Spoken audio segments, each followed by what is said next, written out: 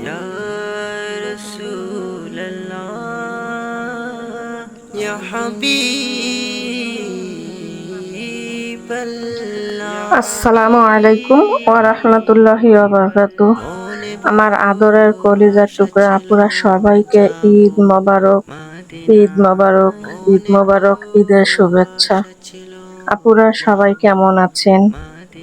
আল্লাহ পাক আমাকেও ভালো রাখছে আপনাদের দোয়া আশীর্বাদে, এবং সব সময় রমজান মাসে নামাজ পড়ে আপনাদের সবার জন্য দোয়া করেছি সবাই ভালো সুস্থভাবে রোজাগুলো রাখতে পারি, এবং ঈদ আনন্দ সহিত গরিব দুঃখী এবং সবাই মিলে যেন আমরা ঈদটা ভালোভাবে সুস্থভাবে কাটাতে পারি আপুরা। আপুরা, ঈদ স্পেশাল আমি আজকে গরুর গোস আলু দিয়ে আমি রান্না করব। তো আমি কড়াইয়ের মধ্যে অলরেডি পেঁয়াজ দিয়েছি, এবার আমি চুলাটা অন করে দিচ্ছি। বিসমিল্লাহির রহমানির রহিম। চুলাটা অন করে দিলাম। এবারে দিয়ে দিব আমি তেল, আমার তরি পাখি সরিষার তেল নই দিয়ে যে দিব। উড়ে যাব ডানাতে ভর করে সঙ্গে করে দিয়ে দিলাম সরিষার তেল। খানি কি আমি দিয়ে দিব সঙ্গে করে তেজপাতা, নাও নাও দারচিনি, ভাই লবঙ্গ খানি ও ছোট সাদা কৃপা এলাচ। করি চলো যাই সবাই মক্কা মদিনায় চলো যাই সবাই এগুলো আমি মক্কা হালকা ভাবে মদিনায় ভেজে নিব। মক্কা মদিনায়।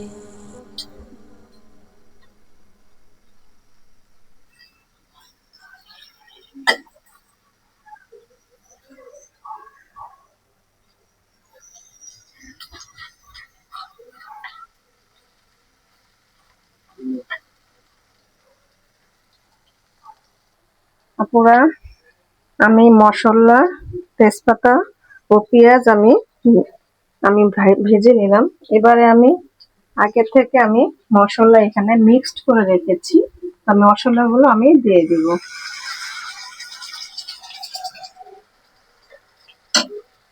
আমি মশলাগুলো একটু কষিয়ে নেব আপুরা।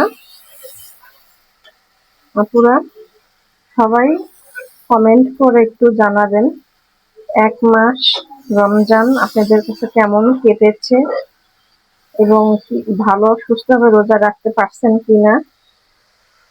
আর ঈদে সবাই কে কি করছেন, কেমন কেনাকাটা করছেন, একটু আমাকে কমেন্ট বক্সে জানাবেন কেমন। দোয়া করছি সবাই যেন ঈদটা ভালোভাবে কাটাইতে পারে।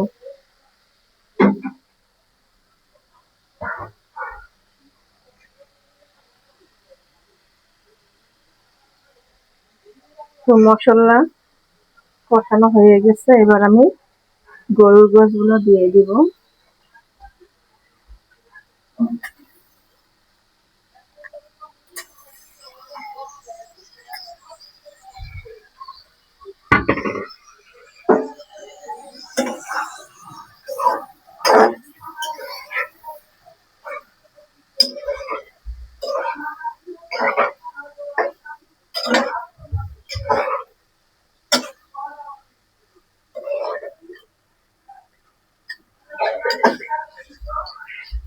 এবার আমি ঢেকে দিয়ে গোশগুলো কষিয়ে নিব।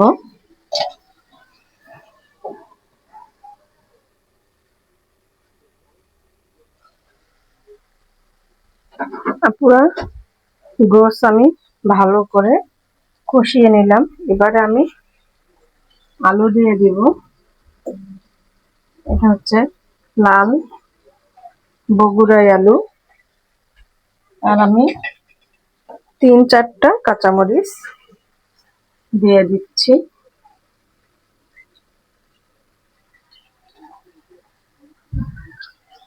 দিয়ে দিব গোছের রং, একটু কালার ভালো হওয়ার জন্য সামান্য পরিমাণ 1/2 চামচ আমি একটু চিনি দিয়ে দিব।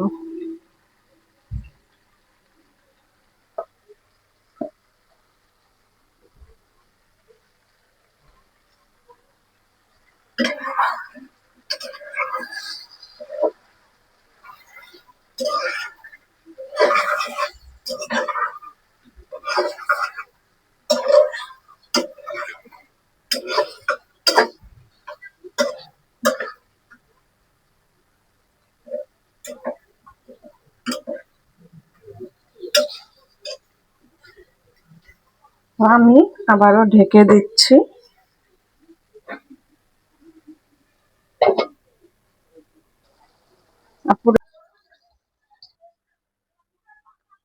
আপুরা নামিয়ে নিয়ে আসলাম আলু দিয়ে গরুর গোশত, ঈদ স্পেশাল রান্না।